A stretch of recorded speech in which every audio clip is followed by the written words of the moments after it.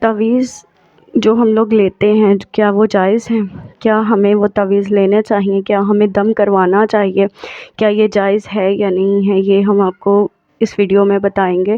السلام علیکم ورحمۃ اللہ وبرکاتہ۔ سب سے پہلے آپ سے درخواست ہے کہ اپنی ویڈیو کو، جو بھی ہماری ویڈیوز ہوتی ہیں ان کو مکمل دیکھا کریں۔ یہ ہمیں اس سے پتہ چلتا ہے کہ آپ لوگ دین کی راہ پر چل رہے ہیں اور کس طرح سے سن رہے ہیں۔ دیکھیں، ہم دوسری ویڈیوز بھی تو دیکھتے ہیں، پوری سنتے ہیں، تو ہمیں اسلام کی ویڈیو سنتے ہوئے کیوں ہمیں جلدی مچی ہوتی ہے؟ تو آپ لوگوں سے درخواست ہے کہ ہماری ویڈیو کو اینڈ تک دیکھیے گا، اس کو مکمل سنیے گا۔ السلام علیکم ورحمۃ اللہ وبرکاتہ۔ تعویذ لینا جائز ہے، دم کروانا بھی جائز ہے، لیکن میں آپ لوگوں سے ایک بات پوچھنا چاہتی ہوں کہ کیا ہم نے کسی بھی حدیث میں، کسی بھی چیز میں یہ پڑھا ہے کہ میرے آقا صلی اللہ علیہ وسلم کے پاس کوئی بھی بندہ مصر سے آیا ہو، ایران سے آیا ہو یا عراق سے آیا ہو، کہیں سے بھی آیا ہو، کہ وہ اس میں ہو کہ اس نے آقا صلی اللہ علیہ وسلم سے دم کروایا ہو یا تعویذ لیا ہو، یا میرے آقا نے کسی کو تعویذ دیا ہو؟ یہ صحیح ہے، لیکن یہ سنت نہیں ہے۔ دیکھیں، اللہ پاک کی کلام میں شفا ہے، اس میں کوئی شک نہیں ہے۔ میرے رب تعالیٰ کی ہر چیز میں شفا ہے، اس میں کوئی شک نہیں ہے۔ لیکن ہم نے آج کل، یہ لوگوں نے اپنا ایک کاروبار بنا لیا ہے، تعویذ دینا اور پیسے بٹورنا لوگوں سے، یہ انہوں نے ایک کاروبار بنا، تو یہ ایک لوگوں کا کاروبار بن چکا ہے کہ اتنے پیسے لے آؤ، یہ کام ہو جائے گا، یہ تعویذ مل جائے گا۔ تو یہ میرے آقا صلی اللہ علیہ وسلم کا دین نہیں ہے، یہ اسلام ہمیں نہیں کہتا کہ ہم کسی کے پاس جائیں اور تعویذ لیں۔ اللہ پاک کی کلام میں شفا ہے، بے شک ہے، کسی سے دم کروانا بھی صحیح ہے، وہ کروا سکتے ہیں آپ، اس میں کوئی نہیں ہے۔ اللہ کے جو نیک بندے ہوں، جو اللہ پاک کی راہ میں اللہ کی رضا کے لیے سب کچھ کرتے ہوں، ان سے دم کروائیں۔ جو آپ سے 1 روپیہ نہ لیتے ہوں، ان کے لیے، ان سے یہ دم کروائیں، ان کے لیے ہی یہ بہتر ہے، ان سے یہ کروانا ہی ہمارے لیے بہتر ہے۔ کیونکہ ہم لوگ اپنے لیے شفاعت ڈھونڈنے کے لیے جاتے ہیں، کسی کے لیے، جو لوگ غلط کرواتے ہیں تعویذ لینے کے لیے، کسی کے لیے، کسی کی زندگیوں کو خراب کرنے کے لیے ہم کسی کے پاس جاتے ہیں۔ کیا ہے کہ اگر کیا ہمیں اپنی آخرت نہیں یاد آتی؟ کیا ہمیں یہ نہیں یاد آتا کہ ہم نے جب روز محشر اپنے رب کے سامنے جانا ہے تو ہم اپنے اس رب کو کیا منہ دکھائیں گے کہ ہم دنیا میں کیا کر آئے ہیں؟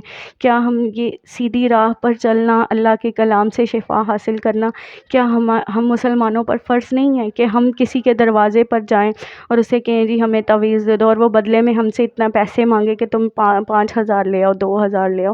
بہت سارے لوگ ایسے ہیں جو پیسے، اور جنہوں نے یہ کاروبار بنا لیا ہے آج کل کے دور میں۔ لیکن کچھ نیک لوگ بھی آج کے دور میں بھی موجود ہیں جو اللہ کی رضا کے لیے صرف کرتے ہیں۔ اعلیٰ حضرت کے پاس ایک بندہ آیا، اس نے آ کر اعلیٰ حضرت کی خدمت میں مٹھائی پیش کی۔ اس وقت میں پیڑے ہوا کرتے تھے، تو وہ پیڑوں کا ڈبہ لے کر آیا، تو اس نے پیش کیا، تو اعلیٰ حضرت نے، جو بچہ تھا اسے کہا کہ جاؤ جا کر گھر دے آؤ۔ وہ گھر لے گیا، تو اعلیٰ حضرت نے اس بندے سے بار بار پوچھا کہ کس طرح سے آئے؟ اس نے کہا آپ کے دیدار کرنے۔ پھر اعلیٰ حضرت نے پوچھا کہ بتاؤ کوئی کام ہے؟ تو انہوں نے کہا نہیں، اس نے کہا نہیں، آپ کا دیدار کرنے۔